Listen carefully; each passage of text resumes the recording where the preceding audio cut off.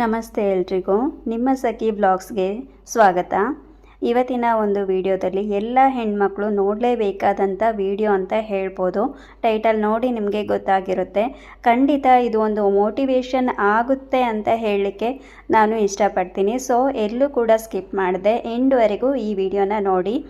ಯಾರೇ ಒಬ್ಬರು ಡಿಪ್ರೆಷನ್ಗೆ ಹೋಗಿರ್ಬೋದು ಅಥವಾ ಎಲ್ರಿಗೂ ಅಷ್ಟೇ ಮೈಂಡ್ ಸ್ಟ್ರೆಸ್ ಅನ್ನೋದು ಒಬ್ಬ ಹೌಸ್ ವೈಫ್ ಆದಮೇಲೆ ತುಂಬ ಇರುತ್ತೆ. ಸೊ ಅಂಥವರಿಗೆ ಇದು ಒಂದು ಸ್ವಲ್ಪನಾದರೂ ಸ್ಟ್ರೆಸ್ ಫ್ರೀ ಆಗುತ್ತೆ, ಮೈಂಡ್ ಫ್ರೀ ಆಗುತ್ತೆ ಅಂತ ಹೇಳೋದಕ್ಕೆ ಇಷ್ಟಪಡ್ತೀನಿ.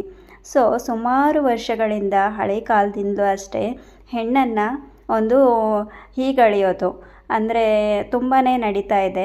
ಸ್ಟಾರ್ಟಿಂಗಲ್ಲಿ ಹೆಣ್ಣು ಹುಟ್ಟಿದಾಗ ಮೊದಲಿನಕ್ಕಿಂತ ಇವಾಗ ಸ್ವಲ್ಪ ಬೆಟರ್ ಅಂತ ಹೇಳ್ಬೋದು.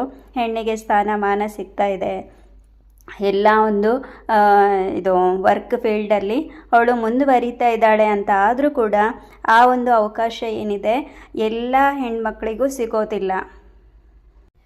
ಪ್ರತಿಯೊಬ್ಬ ಹೆಣ್ಮಗುವಿಗೂ ಕೂಡ ಅವಳ ತಂದೆ ತಾಯಿ ಆಗಿರ್ಬೋದು, ಅವರು ಏನೇ ಕಷ್ಟಪಟ್ಟಿರ್ಬೋದು ಅಥವಾ ಅವರು ತಮ್ಮ ಆಸೆ ಕನಸುಗಳನ್ನು ಈಡೇರಿಸ್ಕೊಳ್ಳೋದಕ್ಕೆ ಆಗದೆ ಇರ್ಬೋದು, ಅದನ್ನು ತಮ್ಮ ಒಂದು ಹೆಣ್ಣು ಮಗಳ ಮೇಲೆ ಕಂಡಿರ್ತಾರೆ. ನನ್ನ ಮಗಳು ನಾವಂತೂ ಏನು ಮಾಡೋಕ್ಕಾಗಲಿಲ್ಲ, ನನ್ನ ಮಗಳಾದರೂ ಮಾಡಬೇಕು, ನನ್ನ ಮಗಳಾದರೂ ಒಂದು ಒಳ್ಳೆ ಸಾಧನೆ ಮಾಡಬೇಕು, ಒಂದೊಳ್ಳೆ ಕೆಲಸದಲ್ಲಿರಬೇಕು, ಒಂದೊಳ್ಳೆ ಹೆಸರು ತರಬೇಕು ಅಂತ ಆಸೆಪಟ್ಟು ಅವಳನ್ನು ಚೆನ್ನಾಗಿ ಕಲಿಸಿರ್ತಾರೆ. ಸಾಲ ಮೂಲನೋ ಮಾಡಿ ಕಲಿಸಿರ್ತಾರೆ.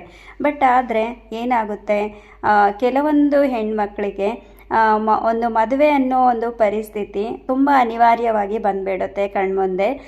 ಒಂದು ಏಜ್ ಆಯಿತು ಅಂತನೋ ಅಥವಾ ಒಳ್ಳೆ ಹುಡುಗ ಸಿಗ್ತಾ ಅಂತೇಳಿನೋ ಅಥವಾ ಮನೆ ಪರಿಸ್ಥಿತಿ ಸರಿಯಾಗಿಲ್ಲ, ಮದುವೆ ಮಾಡಿಕೊಟ್ರೆ ಈಗ ಒಳ್ಳೆಯದು, ಅಥವಾ ಆರೋಗ್ಯ ಸರಿ ಇಲ್ಲ, ಈ ಒಂದು